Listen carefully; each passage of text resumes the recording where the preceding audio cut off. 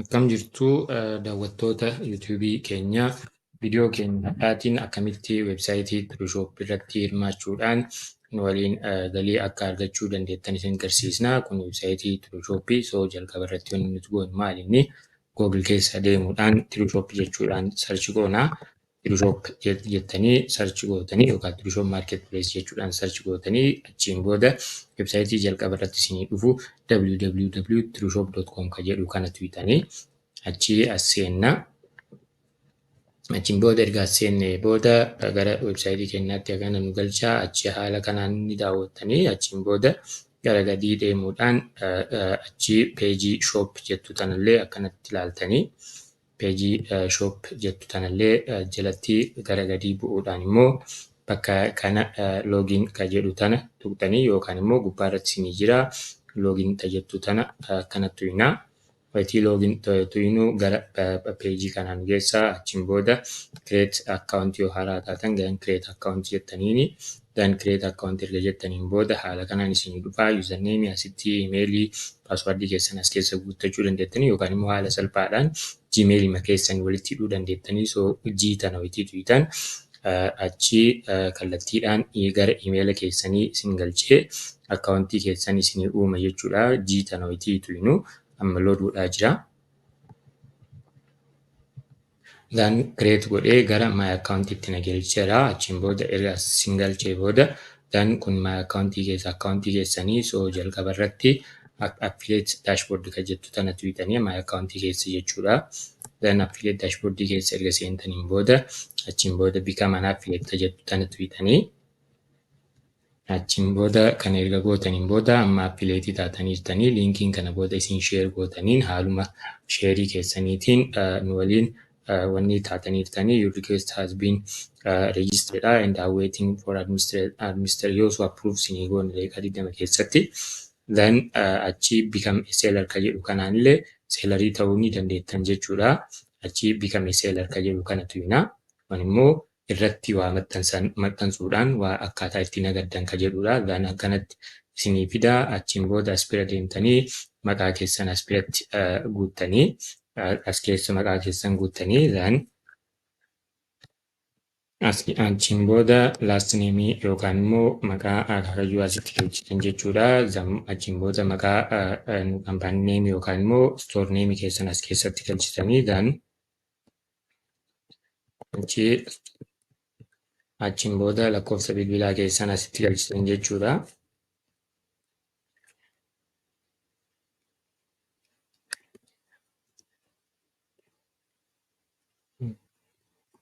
Achi erga kana galchitaniin booda asitti illee stoor neemii keessan asitti irra deebitanii achi as keessa erga stoorii galchitaniin booda URL illee akkanatti uumtaniif jechuudha. Achi URL illee sanuma itti galchitan jechuudha. Kun haga giriinii ta'a jechuudha irratti then send application jettaniin jechuudha. Achi appilikeeshiniin haala kanaan beendarii yookaan immoo nama asirratti waan nagadu ta'uudhaaf akkaawuntii ergitanii jirtan jechuudha. Kan erga gootan booda gara shooppiitti deemtanii gara shooppiitti erga deemtaniin booda shooppii keessatti piroodaaktiilee jiran keessaa piroodaaktii lamaan sadan tokko sheer gootan jechuudha. Haaluma sheerii keessaniitiin as keessa affileetii isin yaada jechuudha. Koomishinii parsantii 10tiin jechuudha. Haala kanaan sheerima keessaniin koomishinii argattan jechuudha. Maaliif akkaawuntii loogiin gootaniitti kan sheer godhaa jirtanii. Akkaawuntii fakkeenyaaf haaddiiskii kana keessa seennaa. Achiin booda akkana nu dhufaa as keessatti sheer jedhaa. Kun feesbuukii irratti sheer gochuu dandeettanii liinkidiinii maalii kanneen irratti sheer gochuu ni dandeessanii. Yookaan immoo liinkii kana kooppii kaasuudhaan as keessaan kooppii kaastanii liinkii kana teelegiraama irratti sheer gochuu ni dandeettanii. Akkana teelegiraama keessan keessa seenuudhaan teelegiraama irratti illee yookaan immoo feesbuukii irratti illee sheer gochuu ni dandeessanii. As keessa seenuudhaan guruppii teelegiraamaa keessan irratti sheer gootan jechuudha. As keessa seentanii asitti guruppii teelegiraamaa keessan irratti akkanatti ergitanii sheer gootan jechuudha. Namoonni haga isin daawwatan saniin wanni gootan jechuudha. Kan erga raawwattaniin booda akkuma isiniin jennetti as bira deemuudhaan immoo Daminaa teek jettanii daminaa teek irratti riippoortii ergitan jechuudha. Daminaa jechuudhaan yoo sarchii yoo gootan yookaan daminaa teek jettanii yoo sarchii gootan akkanatti haala kanaan isinii dhufaa. So daminaa.org jedhu https daminaa.org jedhu kana keessa seentanii achii as keessa erga seentaniin booda haala kanaan weebsaayiticha haala kanaan ergaa kana xiqqoo daawwattaniin booda san booda gara peejii kontaakti jedhu kana keessa seentanii achiin booda as keessatti waan xumurtanii jirtaniif maqaa keessan as keessa nu ergitan jechuudha. Jechuudhaan achi keessa maqaa laasneemii keessanii achirratti galmeessan dan iimeela keessanillee as keessatti galchitan jechuudha. Achi iimeela keessanillee as keessa kaareefitti galmooftan jechuudha. Kaareefitti galmooftan jechuun iimeelli keessan asirra jiru kana jechuudha. Isaa galchitan jechuudha. Makiinaan kanaafuu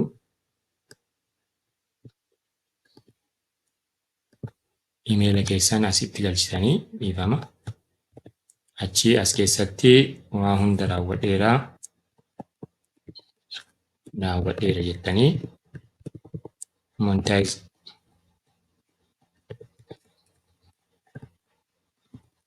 molaa jettanii achiin booda asiin submit jettan jechuudha. Achi nu dhaqqaba. Thanks for actually your short ka jedhu dhumarratti immoo as keessa deemuudhaan Hirushop jettanii blogspot jechuudhaan search gootanii jechuudha. As keessa search gootanii as keessa achiin booda kun isinii dhufa. Kanneen keessaa bloogii osoo hin taane isa sadaffaarra jiru trueshop.blogspot.com ka jedhu kana tuqxanii wanni irratti liinkii isaa isinii ergineerra. Achi jalqaba irratti barreeffamoota adda addaatu as keessa jira. Barreeffamoota afaan Oromoo ka jalqabaa keessa seentanii achi as keessatti kana erga xiqqoo ilaaltaniin booda akkaataa isaa guutummaatti asirra kaa'annee zan bakka koomentii jedhu irratti achi maqaa keessan asitti yookaan immoo akkaawuntii keessanii ta'uu danda'a. Name and URL gochuudhaan maqaa keessan yoo weebsaayitii qabaattan immoo weebsaayitii keessan galchitan jechuudha. Zan asitti maqaa keessan asitti galchitanii achi URL keessan as keessatti galchitan jechuudha.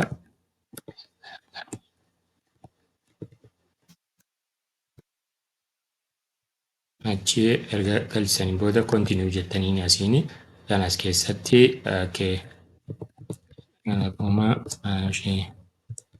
waan hojjechuu qabu raawwadhee jira jettanii asiin publish gootanii jechuudha. Haala kanaan publish akkanatti ta'a wanniin isaa jechuudha. Ammas immoo dabalata immoo barreeffamoota asirra jiran kanneen illee xiqqoo ilaaltanii as keessa barreeffamoota nuti galchine akkanatti ilaaltanii kanneen jechuudha. Haala kanaan as keessa illee barreessuu ni dandeettanii. Kanneen akka fakkeenyaatti yoo ilaalle weebsaayitoonni as keessatti banaman fakkeenyaaf amma akka wannitti